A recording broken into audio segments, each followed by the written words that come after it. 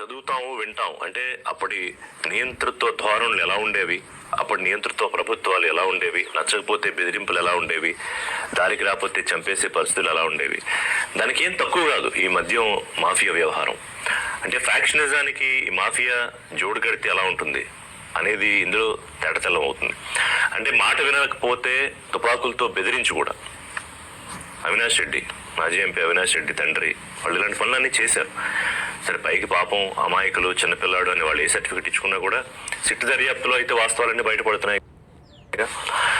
నాదెండ్ల బ్రహ్మోన్ చౌదరి గారు తెలుగుదేశం పార్టీ అధికార ప్రతినిధి, కర్ణాటి ఆంజనేయ రెడ్డి గారు బీజేపీ సీనియర్ నాయకులు, కొండబద్దలు గౌతమ్ గారు రాజకీయ విశ్లేషకులు. నమస్కారం అండి ఆంజనేయ రెడ్డి గారు, బ్రహ్మోన్ చౌదరి గారు, గౌతమ్ గారు. నమస్కారం అండి. నమస్కారం సార్. సార్ చౌదరి గారు, బ్రహ్మన్ చౌదరి గారు, ఇప్పుడు నేను అన్నట్టుగా ఈ మధ్య ఎందుకు మనం కాస్త విరామం వచ్చిందా, లేకపోతే సిట్ అధికారులు ఇంకా లోతుగా దర్యాప్తు చేస్తూ ఉన్నారా? ఇప్పుడు చెవిరెడ్డి విన్యాసాలు చూస్తున్నాం మనం. ఆయన ఎంతవరకు వచ్చాడంటే రేపు అధికారంలోకి వచ్చాక మీ సిట్ ఆఫీస్ ముందు ఎక్కడైతే అక్కడే నేను ఇల్లు తీసుకుంటా, మీ అంత చూస్తా, ఇంకా బయటకు వచ్చాక నేను అంటున్నాడు. అంటే ఆ ధైర్యం, ఇప్పుడు ఎవరికైనా ఒక వ్యక్తికి ధైర్యం ఎక్కడి నుంచి వస్తుంది? ఒకటి వాళ్ళు చాలా లబ్ధ ప్రతిష్ఠలు అయి ఉండాలి, ఏ తప్పు చేయని వాళ్ళు అయి ఉండాలి, లేదా అన్ని తప్పులు చేసి మన ఎవడు ఏమీ చేయలేడులే అని విపరీతమైన ధనమదంతో అన్న ఉండాలి. చెప్పండి బ్రహ్మ గారు. గారు, మీకు బీజేపీ నుంచి ఆంజనేయ రెడ్డి గారికి, అదేవిధంగా గౌతమ్ గారికి, ఏబిఎన్ డిబేట్ చూస్తున్నటువంటి ఏబిఎన్ ప్రేక్షకులందరూ కూడా తెలుగుదేశం పార్టీ పక్షాన ధన్యవాదాలు, కృతజ్ఞతలు, శుభోదయం తెలియజేసుకుంటూ, చెవిరెడ్డి భాస్కర్ రెడ్డి ఈ రోజు ఎలా మాట్లాడుతున్నాడో, చెవిరెడ్డి భాస్కర్ రెడ్డి రాజకీయంగా పైకి తీసుకొచ్చిన జగన్మోహన్ రెడ్డి కూడా వైనాడ్ కుప్పం, వైనాడ్ 175 అని చెప్పేసి విర్రవీగారు. విర్రవీగినటువంటి వారందరూ కూడా ప్రజలు గమనించారు కాబట్టి వీళ్ళ అహంకారాన్ని, వీళ్ళ విర్రవీగుడుతనాన్ని, వీళ్ళ దాడుల్ని, వీళ్ళ దౌర్జన్యాలని చూశారు కాబట్టి కర్రు కాసి వాత పెట్టి 11కు పరిమితం చేశారు.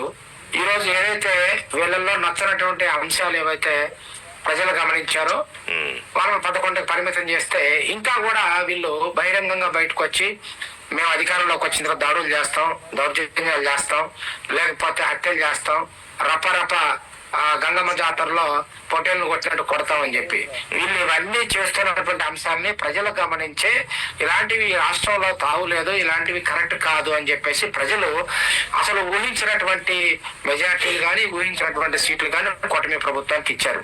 కానీ అది గమనించకుండా కార్యకర్తలకు ధైర్యాన్ని ఇచ్చి మరి రోడ్ల మీదకి తీసుకురావాలనుకుంటున్నారు, లేకపోతే మమ్మల్ని అరెస్ట్ చేస్తే రాష్ట్రాన్ని రావణ కాష్టం చేస్తామని చెప్పేసి మరి ఏమైనా భయపెట్టాలని చూస్తున్నారో నాకైతే తెలియదు. కానీ ఏ విషయంలోనైతే వైఎస్ఆర్సీపీ పార్టీని పాత వేశారో ప్రజలు, మరలా అదే విషయంలో ప్రజలను భయపెట్టాలనుకుంటున్నారా లేకపోతే ప్రభుత్వాన్ని భయపెట్టాలనుకుంటున్నారా నాకైతే తెలియదు. కానీ అదే అహంకారంతో, అదే విర్రవీగుతో మాట్లాడుతూ ఉన్నారు. దాన్ని ప్రజలు గమనిస్తూ ఉన్నారు. దీన్ని బట్టి వాళ్ళకి ఆ 11 కూడా రావాలన్నది మాత్రం ప్రజలు అర్థం చేసుకుంటారు. కానీ మీరు చెప్పినటువంటి పాయింట్ లో విచారణ ఏమైనా సరే స్లో అయిందనేది మీరు అనుమానం వ్యక్తం చేశారు. విచారణ స్లో కాలేదు. ఈ రోజు కూడా ఇప్పుడే స్క్రోలింగ్స్ వస్తున్నాయి మీ ఛానల్లోనే.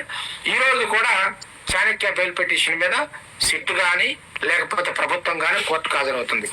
సిట్ అపాయింట్మెంట్ చేసిన రోజు నుంచి కూడా ప్రతిరోజు కూడా ఖచ్చితంగా లిక్కర్ స్కామ్ ను ఫాలో అప్ చేశారు కాబట్టి ఈ రోజున చెవిరెడ్డి భాస్కర్ రెడ్డి అరెస్ట్ అయ్యాడు, రేపమాహు మోహిత్ రెడ్డి అరెస్ట్ కాబోతా ఉన్నారు, మిథున్ రెడ్డి అరెస్ట్ కాబోతా ఉన్నారు, గోవిందప్ప ఆల్రెడీ అరెస్ట్ అయ్యాడు, ధర్మారెడ్డి అరెస్ట్ అయ్యాడు, ధనంజయ రెడ్డి అరెస్ట్ అయ్యాడు, రాజ్ కశ్యప్ అరెస్ట్ అయ్యాడు, చాణక్య అరెస్ట్ అయ్యాడు, కిషన్మోహన్ రెడ్డి చాణక్య అరెస్ట్ అయ్యాడు.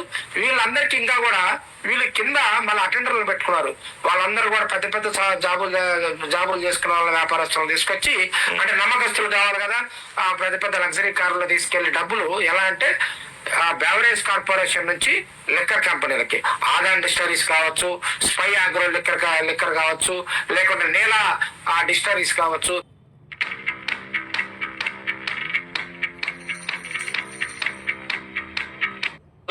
నుంచి ఒక్క కేసుకు వచ్చేసరికి 20 రూపాయలు చొప్పున దాదాపు 400 కోట్ల రూపాయలు ఒక మ్యాన్స్పౌస్ కంపెనీ నుంచి, తిలక్ నగర్ డిస్టిలరీస్ నుంచి వాళ్ళు లంచం తీసుకొని, ఆ లంచంలో 196 కోట్ల రూపాయలు ఫిజికల్ అమౌంట్ కాకుండా దాదాపుగా బంగారం తీసుకున్నారంటండి. 3,500 కోట్ల రూపాయల అఫీషియల్ గా ఈ అమౌంట్ ని ఇతర దేశాలకి మీరు ఇందాక చెప్పినట్టు కెన్యా కానీ ఆఫ్రికా కానీ తరలించారు. కొన్ని డబ్బులు వచ్చేసరికి హాస్పిటల్స్ లో కానీ మాల్స్ లో కానీ లేకపోతే సినిమాలలో వాటిలో ఇన్వెస్ట్మెంట్ చేసి బ్లాక్ మనీని వైట్ మనీగా కన్వర్ట్ చేసుకునేటటువంటి కుట్రలు బంటారు. వీళ్ళు ఏంటంటే మొదటి నుంచి కూడా దోచుకోవటం దాచుకోవటం ఇతర దేశాల్లో. ఢిల్లీలో లిక్కర్ స్కామ్ జరిగితే ఉలిక్కిపడింది దేశం మొత్తం కూడా 600 కోట్ల రూపాయల స్కామ్ కే. కానీ లిక్కర్ స్కామ్ లోకి వచ్చేసరికి 40,000 కోట్ల రూపాయల స్కామ్ జరిగింది. రిషి గారు మీరు ఇందాక ఒక మాటలో చెప్పారు, వీళ్ళ వల్ల రాష్ట్రం నష్టపోయింది. దాదాపుగా 45,000 కుటుంబాలు రోడ్లు పడ్డాయి, 30,000 మంది చనిపోయారు, 25 లక్షల. కానీ ఇప్పుడు కేసులు పెట్టినట్టయితే నా నోటీసులు లేదు. పెట్టారా అంటే ఈ మద్యం తాగడం వల్ల ఏదైతే చనిపోయి రోడ్లు అక్కడికే వస్తున్నాం ఋషి గారు. ఎప్పుడైతే తెలుగుదేశం ప్రభుత్వం అధికారంలోకి వచ్చిన తర్వాత మద్యం లిక్కర్ స్కామ్ ఏదైతే ఉందో, అంటే వీళ్ళు ఏంటంటే బందిపోట్లు అండి, అంతర్జాతీయ బందిపోట్ల కంటే కూడా సామర్థ్యవంతమైనటువంటి దొంగలిళ్ళు. ఎక్కడ కూడా అదే అంటే బాబాయిని పోట్లు పొడిచి కొట్లు వేసి ఓట్లు దండుకోవటం కోసం మరి దాన్ని ఆ హత్యని హార్ట్ అటాక్ గా చిత్రీకరించేటువంటి ఒక పెద్ద ఎపిసోడ్ ఏదైతే రచించారో అటువంటి వాళ్ళకి చేసినటువంటి స్కాముల్లో ఆధారాలు దొరకకుండా బయటపడేటువంటి విధంగా వీళ్ళు ప్రతి స్క్రిప్ట్ కూడా చేశారు కాబట్టి కొంచెం ఆలస్యం కావచ్చు. ఖచ్చితంగా అన్ని వేళ్ళు కూడా గంజాయి కేసు కావచ్చు, అది లేదా ల్యాండ్ మాఫియా కావచ్చు, శాండ్ మాఫియా కావచ్చు, వైన్ మాఫియా కావచ్చు, అన్ని ఏళ్ళు కూడా తాడేపల్లి ప్యాలెస్ వైపు చూపిస్తా ఉన్నాయి. ఖచ్చితంగా తాడేపల్లి ప్యాలెస్ లో ఉన్నటువంటి ఎవరైతే వీళ్ళందరినీ హ్యాండిల్ చేశారో, ఎవరైతే రాష్ట్ర ప్రజలు ఈ రాష్ట్రాన్ని దోచుకున్నాడని చెప్పేసి ఒక వ్యక్తి మీద అనుమాన పడతా ఉన్నారు, ఖచ్చితంగా ఆ వ్యక్తి జైలుకు పోయేటువంటి రోజు త్వరలోనే ఉంది. కానీ తెలుగుదేశం పార్టీ ఏంటంటే ఏదో దొరికాడు కాబట్టి పట్టుకొని తీసుకుపోయి జడ్జి ముందు నిలబెట్టి జైల్లో పెడితే 4 రోజుల్లో బయటకు వచ్చిన విధంగా తెలుగుదేశం పార్టీ విచారణలు ఉండవు, ఆ సీట్లు ఉండవు. ఖచ్చితంగా ఒక మంచి ఆధారాలను సేకరిస్తారు, న్యాయస్థానం ముందు పెడతారు, న్యాయస్థానానికి వదిలేయడం జరుగుతుంది. అందులో భాగంగా ఇప్పటికి దాదాపుగా 10 మంది వరకు అరెస్ట్ అయ్యారు. వీళ్ళు తప్పులు చేశారు కాబట్టి దేశాన్ని వదిలిపెట్టి పారిపోతా ఉన్నారు. అందులో భాగంగానే చెవిరెడ్డి భాస్కర్ రెడ్డి పారిపోయేటువంటి ప్రయత్నంలో భాగంగా దొరికాడు. ఖచ్చితంగా ఇంకా కొంతమంది ఉన్నారు దీంట్లో, ఇంకా కొంతమంది ఉన్నారు. దీన్ని పోలీసులు ప్రభుత్వం ఒక సిట్ ఏర్పాటు చేసి విచారిస్తుంటే కాకినాడ పోర్టు విషయంలో సిఐడి వాళ్ళు విజయసాయిరెడ్డి, వైఎస్ఆర్సీపీ పార్టీ రాజ్యసభ సభ్యుడు విజయసాయిరెడ్డికి నోటీస్ ఇస్తే విచారణకు వచ్చినటువంటి విజయసాయిరెడ్డి చెప్పాడు, అప్పటి వరకు రాజకేశ్ రెడ్డి అనే వాళ్ళు ఎవరికి తెలియదు ఈ ఆంధ్రప్రదేశ్ రాష్ట్రంలో.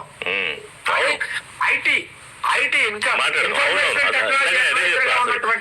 దీనికి సంబంధం లేని వాళ్ళందరూ దీంట్లో ఉన్నారు. మాట్లాడదాం. ఇన్ఫర్మేషన్ టెక్నాలజీ ఋషి గారు ఇన్ఫర్మేషన్ టెక్నాలజీకి అడ్వైజర్ గా ఉన్నటువంటి రాజకేశ్ రెడ్డి లూటీ చేసేటువంటి పనుల్లో ఇన్వాల్వ్ అయ్యాడు. కంప్లీట్ గా 3,500 కోట్ల రూపాయలు ఎవిడెన్స్ చిన్నదండి. అంటే అదే మనకు కనిపిస్తోంది ఏంటంటే ఆంజనేరెడ్డి గారు ఇప్పుడు మన బ్రహ్మచౌదరి గారు చెప్పినట్టు 3,500 కోట్లు పైకి కనిపిస్తోంది. కానీ దీన్ని నిజంగానే తవ్వితే అది 30,000 కోట్ల లేకపోతే 1,00,000 కోట్లు అనేది తెలుగుదేశం పార్టీ కూటమి నాయకులు అంటున్నారు. అది మరి సిట్ ఎంతవరకు వైఎస్ఆర్సీపీ పార్టీ రాజ్యసభ ఋషి గారు సాక్షాత్ వైఎస్ఆర్సీపీ పార్టీ రాజ్యసభ సభ్యులు సిఐడి ఆఫీస్ లో సిట్ విచారణ హాజరై బయటకు వచ్చి ప్రెస్ ముందు చెప్పారు, రాజకేశ్ రెడ్డి అనేటువంటి వ్యక్తి ఈ వ్యవహారం అంతా నడిపించారు,